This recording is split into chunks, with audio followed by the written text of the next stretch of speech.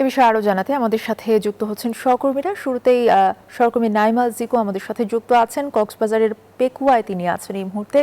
জিকো, আপনার কাছে একটু জানতে চাইবো যে কক্সবাজারে যে বানভাসীরা রয়েছেন তারা কি পর্যাপ্ত ত্রাণ সহায়তা পেয়েছেন?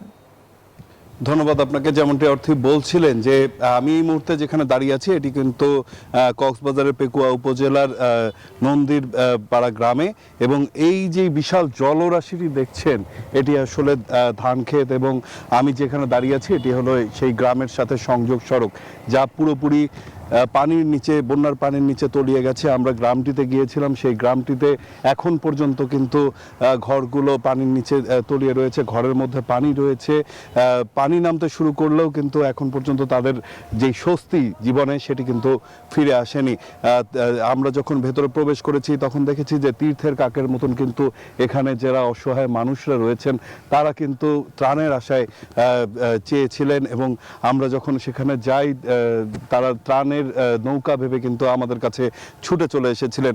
তবে ত্রাণ সামগ্রী দেয়া হলেও সামনের দিকেই যারা রয়েছে তারাই কিন্তু হলো শুধুমাত্র ত্রাণ পাচ্ছে, অর্থাৎ গ্রামের শুরুর দিকে যারা যে সমস্ত বাসিন্দারা আছেন তারাই পাচ্ছে, কিন্তু পেছনের দিকে যেই সমস্ত বাসিন্দারা রয়েছেন তারা এখন পর্যন্ত কোনো ত্রাণ পাননি বলে আমাদের কাছে অভিযোগ করেছেন। দেখছেন যে এখানে বাসা একটি পুরোপুরি পানির নিচে তলিয়ে গেছে, ঘরের মধ্যে শোয়ার কোনো ব্যবস্থা নেই, সেই কারণে কিন্তু নিজের বাসার টিনের চালের উপরে কিন্তু এখানকার মানুষ অবস্থান করছেন, রাস্তার উপরে দাঁড়িয়ে মাছ মারছেন। জীবিকা নির্বাহের জন্য কিন্তু সেই বানভাসী মানুষেরা নৌকো ভাড়া করছেন, 400 টাকা থেকে 800 টাকা পর্যন্ত বিভিন্ন সাইজের নৌকা তারা ভাড়া করে এখান থেকে যাতায়াতের যেই ব্যবস্থা সেটি কিন্তু করছেন। আমরা লক্ষ্য করে এখানে মানুষের যেই দুর্ভোগ, সেই দুর্ভোগের চিত্র কিন্তু আমরা লক্ষ্য করেছি, এবং মানুষের এই অসহনীয় দুর্ভোগ থেকে বের হওয়ার জন্য দুমুঠো খাবারের জন্য কিন্তু এখন তারা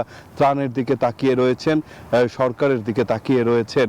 মানুষের দুর্ভোগ পানিটি কমলে নতুন দুর্ভোগ শুরু হবে, সেখান থেকে বাঁচার জন্য আসলে সরকারের সহযোগিতা চেয়েছেন তারা। তো এই ছিল এখন পর্যন্ত আমার কাছে এখানকার সবশেষ তথ্য। আমার আরেক সহকর্মী কক্সবাজারে রয়েছেন, আমরা সরাসরি চলে যাব তার কাছে। ধন্যবাদ জিকো আপনাকে। আপনি যেমনটা দেখিয়েছেন কক্সবাজারের চিত্রটি, তো তেমনিভাবে কিন্তু আমরা দেখতে পাচ্ছি বন্দরনগরী চট্টগ্রামে। আমি সাতকানিয়ে আছি, দেখতে পাচ্ছেন পানি নামতে শুরু করেছে, তার কারণে যে ডুবে থাকা যে ফসলগুলো সেই ফসলগুলো কিন্তু দেখা যাচ্ছে, তবে একেবারে নষ্ট হয়ে বিলীন হয়ে গেছে। তো নৌকা করে এখনও চলাচল করছে। গ্রামের যারা দুর্গম এলাকায় আছে তাদেরকে ত্রাণ সামগ্রী পৌঁছার জন্য একমাত্র মাধ্যম এখনো পর্যন্ত নৌকা। তবে পানি নামার কারণে রাস্তাগুলো অনেকটা কিন্তু বেশি উঠছে। আমরা দেখতে পাচ্ছি বিভিন্ন জায়গায় সড়কগুলো থেকে পানি নামছে, এমনকি চট্টগ্রাম কক্সবাজার মহাসড়কে সকালের দিকেও কিন্তু আমরা দেখেছি এই মহাসড়কে পানি ছিল, তবে এখন রোদ উঠেছে। আমরা দেখতে পাচ্ছি সকাল থেকে একটু বৃষ্টি থাকলেও এখন রোদ উঠেছে, তার কারণে এখন মহাসড়কে কিন্তু যান চলাচল একেবারে স্বাভাবিক হয়েছে। এই মহাসড়কে যান চলাচল যেমনটা স্বাভাবিক হয়েছে, তেমনি যেখানে পানি উঠেছে সেখান থেকে পানি নেমেছে। তবে বৃষ্টি যদি আবারও হয় তাহলে আবারও এই মহাসড়ক ডুববে। একই সাথে এখানে যে পানি নামছে, গতকালও আমরা দেখেছি পানি নেমেছে, এখনও পানি নামছে। তবে যদি বৃষ্টি আবার হয় তাহলে কিন্তু আবারও পানি বাড়বে, তাহলে কিন্তু আবারও দুর্ভোগ বেড়ে যাবে। অনেক জায়গায় ঘরবাড়ি বিধ্বস্ত হয়ে পড়ে আছে।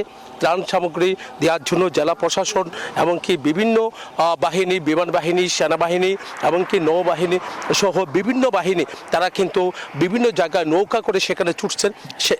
একটু আগে কিন্তু আমরা দেখেছি বিদ্যুৎ ও জ্বালানি প্রতিমন্ত্রী তিনি নিজে গিয়ে নৌকা করে গিয়ে সেখানে যেখানে বন্যা দুর্গত এলাকায় পৌঁছেছেন সেখানে কিন্তু ত্রাণ সামগ্রী তুলে দিয়েছেন। এই ছিল আমার এখানকার সর্বশেষ।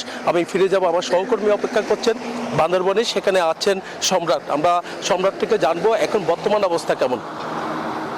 জয়, আপনাকে ধন্যবাদ। আপনি জানাচ্ছিলেন চট্টগ্রামের সাতকানিয়া ভয়াবহ বন্যার পরিস্থিতির কথা। আমি এই মুহূর্তে দাঁড়িয়ে আছি বান্দরবানের সবচেয়ে জনবহুল এলাকা বান্দরবান আর্মি পাড়ায়। বন্যা হওয়ার সাথে সাথে প্রথমেই কিন্তু এই জনবহুল এলাকাটা তলিয়ে যায়। তলিয়ে গিয়ে এখানে গতকাল থেকে রাত থেকে যখন পানি নামা শুরু হয়, পানিবন্দী অবস্থায় মানুষের দুর্ভোগ একরকম ছিল। এখন পানি নেমে যাওয়ার পর যে অবস্থা, এখানে জনজীবন বিপর্যস্ত হয়ে পড়েছে, মানুষ হাঁটাচলা করতে পারতেছে না। এখানে রাস্তা, ঘর, বাড়ি সব জায়গায় ময়লা কাদা স্তূপে এখানে ভরে গেছে, যার কারণে এই যে ছোট বাচ্চারা রাস্তায় বেরোতে পারতেছে না, রাস্তা ব্লক হয়ে আছে।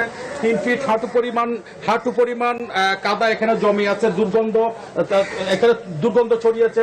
স্থানীয়রা আশঙ্কা করছে যে এই দুর্গন্ধ তাড়াতাড়ি যদি এই ময়লা আবর্জনা স্তূপ যদি পরিষ্কার না হয়, তাহলে ছোট ছোট বাচ্চারা এই যে স্কিন ডিজিজ থেকে শুরু করে ডায়রিয়া মহামারী থেকে শুরু করে নানা প্রকারের জটিল রোগে আক্রান্ত হতে পারে। আমরা এই বিষয়ে পৌর কর্তৃপক্ষের সাথে, পৌর প্রশাসনের সাথে কথা বলেছিলাম। পৌর প্রশাসক যেটি জানিয়েছিলেন, ওনারা প্রয়োজনীয় লোকবল নিয়ে এই সমস্ত কাদা ময়লা আবর্জনা অপসারণ করবেন। এই ছিল আমার সর্বশেষ সংবাদ। বান্দরবান থেকে চলে যাচ্ছি স্টুডিওতে অর্থী। ধন্যবাদ আপনাদের তিনজনকেই। জলাবদ্ধতা এবং দুর্ভোগ নিয়ে জানাচ্ছিলেন আমাদের সহকর্মীরা।